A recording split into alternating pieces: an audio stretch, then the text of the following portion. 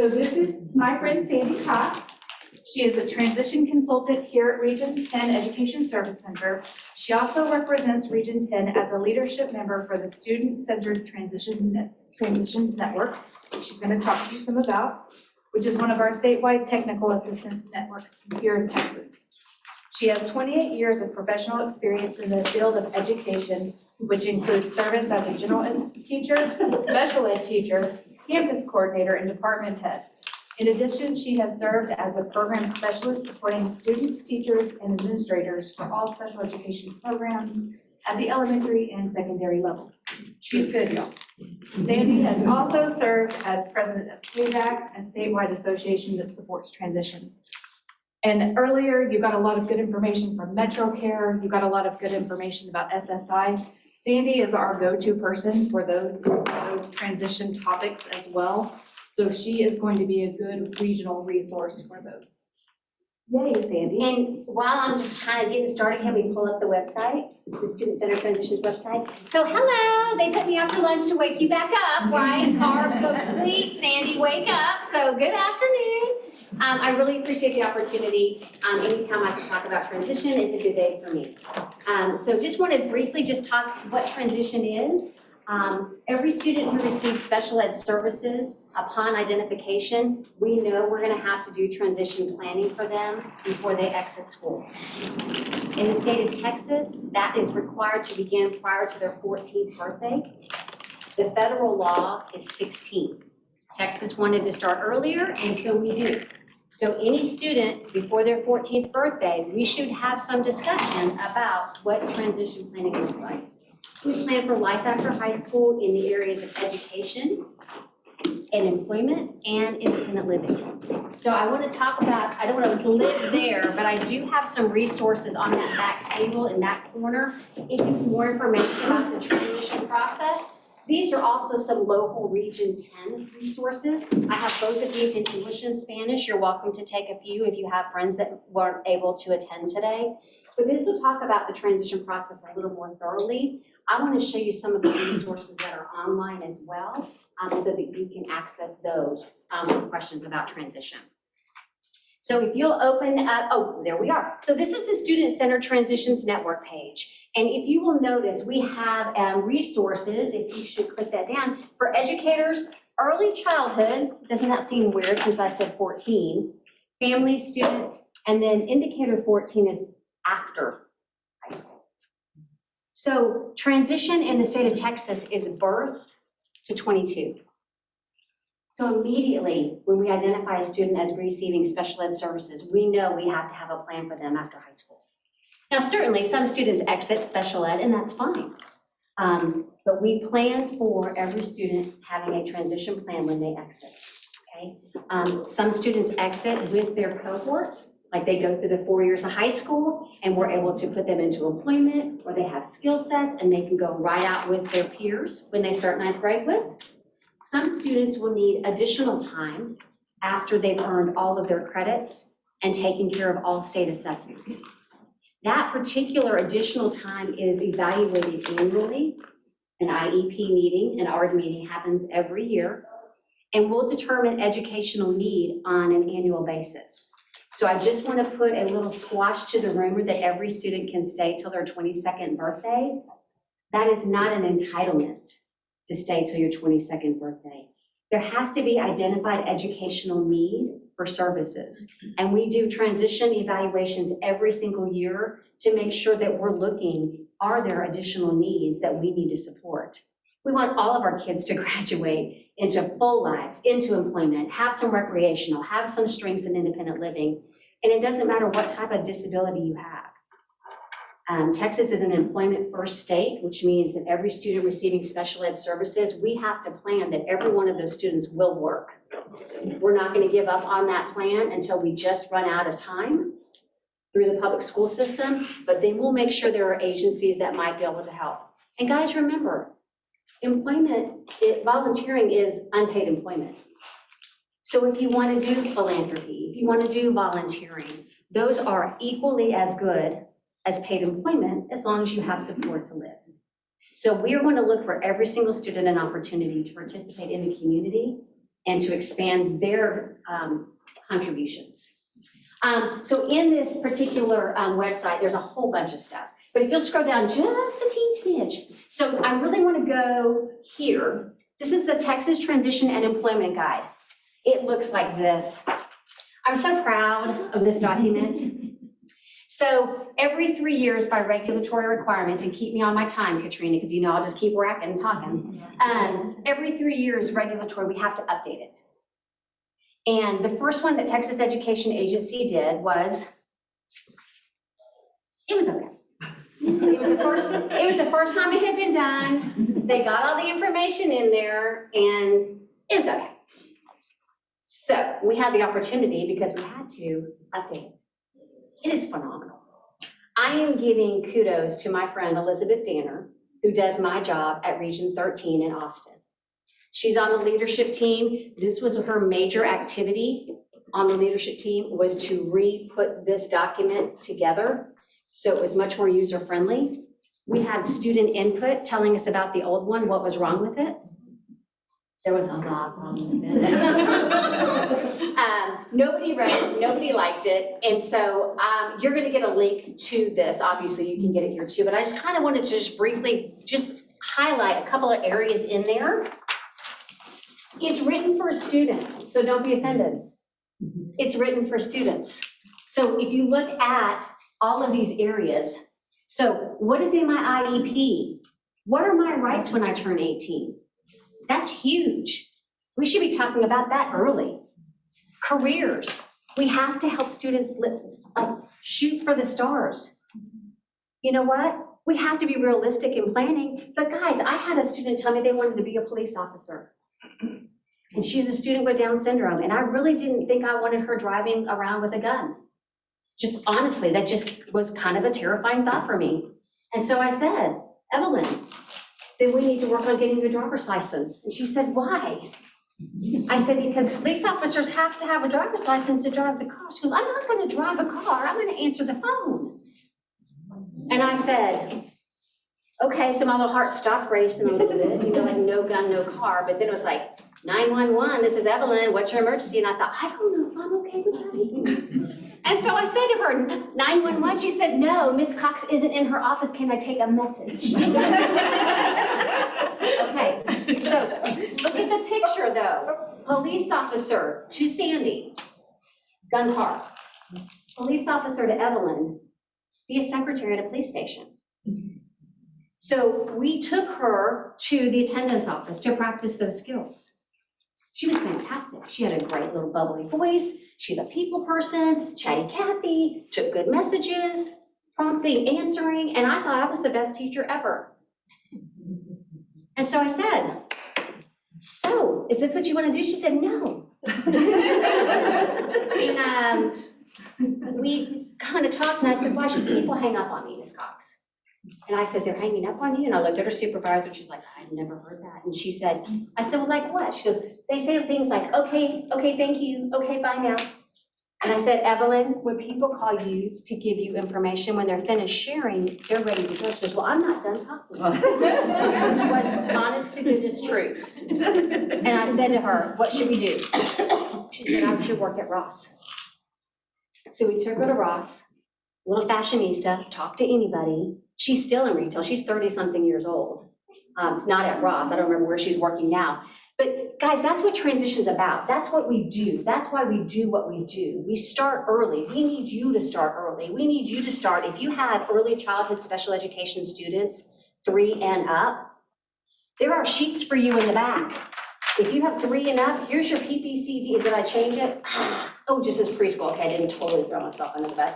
Here are things you can do with your 3 to 5-year-olds to work on planning for transition early. I have them for ECSE, elementary, middle school and junior high, and high school. They're back there on the back. Please help yourself. But we need your help. That's what transition is. This gives us the opportunity to practice, try, safety net, no, practice, try, safety net, no, and build skill sets and build resumes. Then we make sure agencies are there to help support.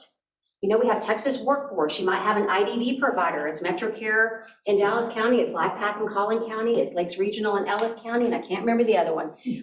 But there are 4 that serve Region 10. So it's our job to get a real finite, close picture on what do we want to do when we exit. That's the first thing we do. And then we unpack that dream and say, how do we get there? That's why we start at 14, because we want our students to have the opportunity to have the practice and the opportunities out in the community, practicing skills, gaining strength, gaining confidence and competence, so that they're ready to go out and be successful. So transition looks like 100 different things for the 100 million different kind of kids that we have. But every single student has to have transition planning. Every single student, we have to address employment, education, and some of our students who have maybe some different types of needs may need independent living support. But guys, independent living can also be social skills. Have you been in a junior high lately? We have lots of students in a junior high who might need some social skills support. So those are the areas we are required to address, and that's federal law. And so if you haven't heard conversations prior to age 14 about, let's talk about the future for your student, you need to inquire why we have not already started that process. Now, do you have to wait until you're 14? Absolutely not. The earliest in my career that we ever started transition planning was with a 10-year-old student. He was significantly involved. He had a brilliant mind trapped in a body that just wasn't going to participate. And he needed support for everything. The most beautiful smile, just cheerful, lovely, love Sam. And so when he was 10, we knew it was going to take us a long time to get everything we needed for him kind of in place. But before he graduated, he had indicated to us that he felt very isolated in his room, because he couldn't stay in a hospital bed most of the time with a private duty nurse, even in his home, because it's hard to move a person around. And children get bigger and parents get smaller. And so we worked. And what we ended up doing for that family, helping them get in there, was a track system. So what that is they cut about this much out of every doorway, and they install a track that goes all the way around the house. So the student can kind of be put in a sling that can move him so he can be placed anywhere in the house. His wheelchair can be moved to the living room, and he can be slung on the track into the living room and sit in the living room and watch TV with his family. He indicated on numerous occasions that he felt so much more a part of what was going on. So we start whenever we need to. Law says we have to start before age 14. So keeping those things in mind, and if that's your kind of family or those are your kind of needs, then you need to ask for transition planning earlier. Now, will we be asking a 5-year-old, what do you want to be when you grow up? No, it doesn't have to be the full process before age 14. But if there are pieces, parts that we need to be investigating and working on and nailing down, we need to start it early. And so we implore you to ask for that service. It is required that we do it. It is the joy to watch all the success stories as our students continue to progress out into community and watching them grow. So that's really what transition is about. In this guide, you can see all of those areas. There's college, community, financial aid, health. This is one of my favorite parts right here. Page 33. Guys, do you know how many students don't even know their doctor's name? Because our parents are taking care of it. And I love you, parents. And I was an overprotective teacher. I get it. Let the apron strings fall. These kids have got to learn and know some stuff about themselves. The self-advocacy, the self-determination, understanding, but the whole entire adult health care, oh my gosh, when a student doesn't even know their doctor's name, or we have 16-year-old students, 17-year-old students trying to go to their pediatrician because no one's ever looked for an adult health care provider for our students. We have to make sure that we are moving our students along chronologically, whether developmentally you think they need to be moving on. Okay? What are their same age peers doing? What kind of doctors are their same age peers going to? We need to continue moving that direction. On page 37, next steps on this guide. For every single grade level, and I'll tell you, Elizabeth Danner is just a rock star. But you can see early child from age 3 to 3 to 5. What are things you can do with your students? Let your students make choice. It seems simple, but guys, that's self-determination. You're like, really? Choosing blue socks or red socks? Yeah, it turns into, I can make a choice for myself. I'm stating red. Even if you know they hate bananas and you offer apple and banana and they pick banana, give them the banana. They will learn. I gotta say apple really from now on because I hate bananas.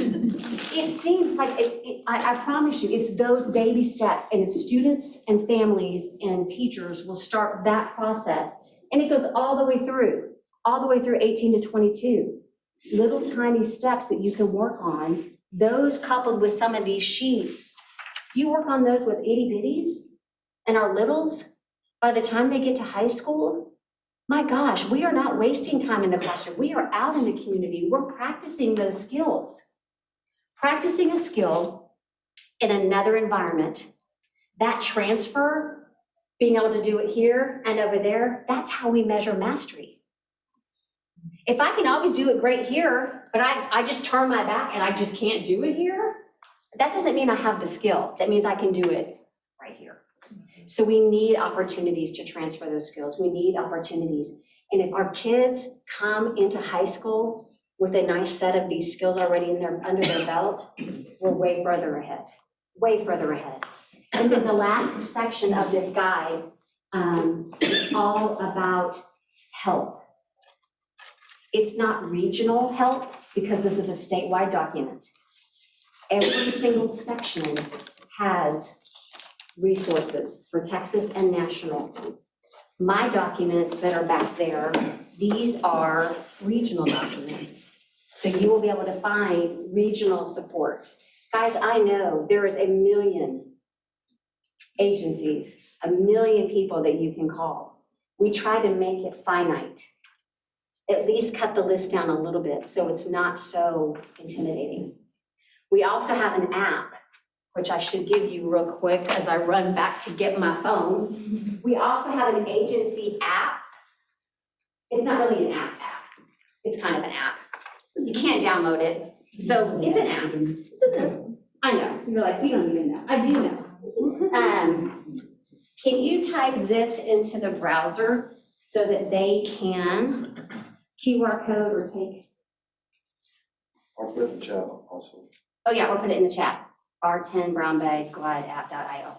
So she's going to put this into the browser, and I want you to download it. We will put that link in the Google folder or whatever we're putting together so that you'll have access to it. It is so easy. Does it have everybody? No, we're continuing to collect Region 10 agencies that provide services. So you don't have to carry around all of these papers. It can just be on your phone. Is it open? No, Sandy, you will be happy What? because Did you put it in there? She has a slide for it. we had a slide for it. Oh, go. That now, where is it? Oh, look, here's my special guest, Sandy. Yes, special guest.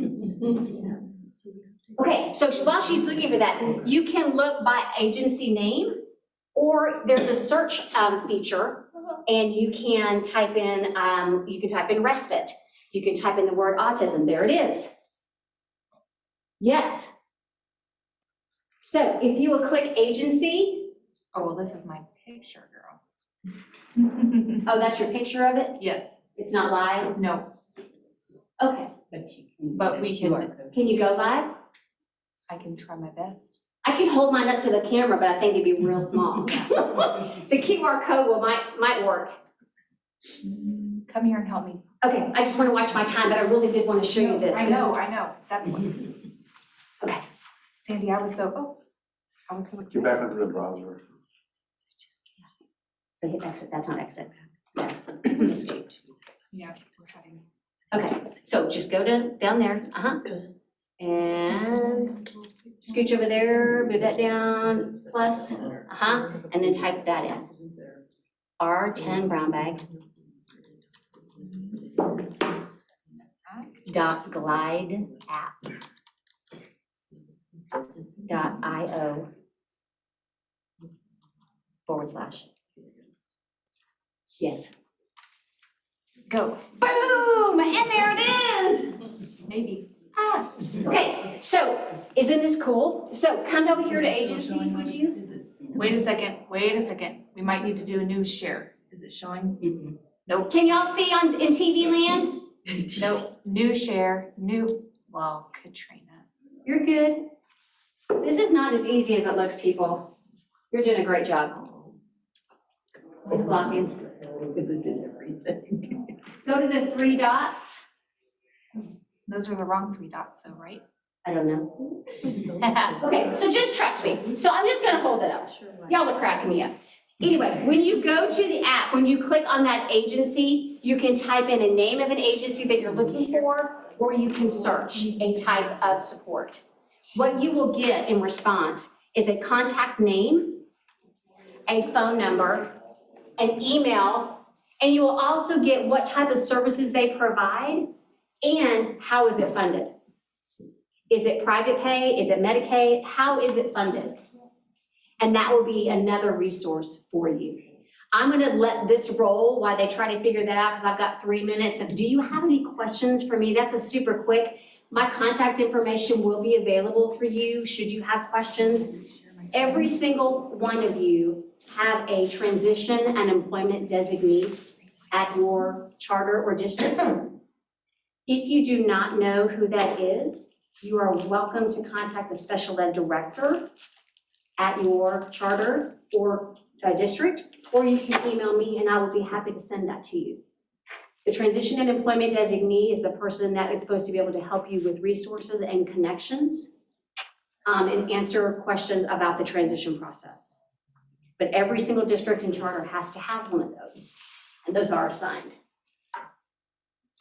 I lost it, Sandy. No worries, honey. They're gonna get it. I promise, they're gonna love it. I got it in the chat for them, so. You got it in the chat? I love you, dear. Thank you. Yes, question? That person, the transition and employment designee, will be able to be present at ARD planning meetings and so forth and be great. Okay, I was nodding that. That's a great question. Typically, well, let me rephrase that.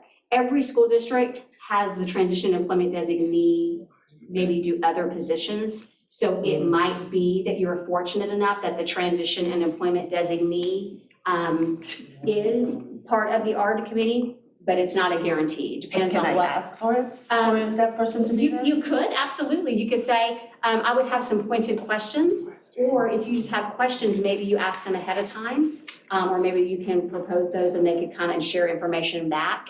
But primarily their responsibility is to make sure that you have access to the resources that you need, and they'll investigate those as well with you. Yes. Other questions?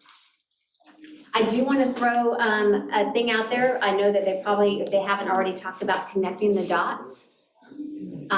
We have a transition fair, February 12th. It will be right here in this building. It is from 9 to 2. If you live further south, we are also having one in Waxahachie at Global High School on April the 2nd from 9 to 2. You said February 12th. April, what? The first one is February. February 12th, right here. And then April 2nd in Waxahachie. Your teachers were all sent flyers, both in English and Spanish, to blast out to families. Once you get my email, if you did not get a flyer and you want one, please shoot me an email and I will send you that so you can have a little bit more information. Agencies galore. Last year we had over 40 agencies here, so you can walk around. It's like going to the state fair. You know when you go in that building and they give you free samples and you get cool stuff like that? That's the same thing, except you're talking to agencies and it's very informal and comfortable. Oh, it's the greatest thing ever. And Lane loves coming. I love mean, it. it's a party. It's a great day. So if you want to come and you don't have a flyer, shoot me an email and I'll send that to you. Parents, it's awesome. It's awesome. Questions? That was super duper fast, and that was good for me to get all that in 26 minutes. You could have taken longer. That's all right. That's all right. I want to make sure I honor their time and make sure you have time. This is the flyer, Sandy. Here's the flyer. Yay! There's the flyer. Again, we will have breakout sessions. Many times it's guardianship. A lot of times it's social security. A lot of times it's financial planning. We actually had a young man speak about ways to find money for college. I think sometimes we think about only one end of the continuum of students with disabilities, And so we need to be looking at both ends of the spectrum of disabilities. So we're making sure that we're identifying supports for our students that need a little less support, but also receive special education services. Questions?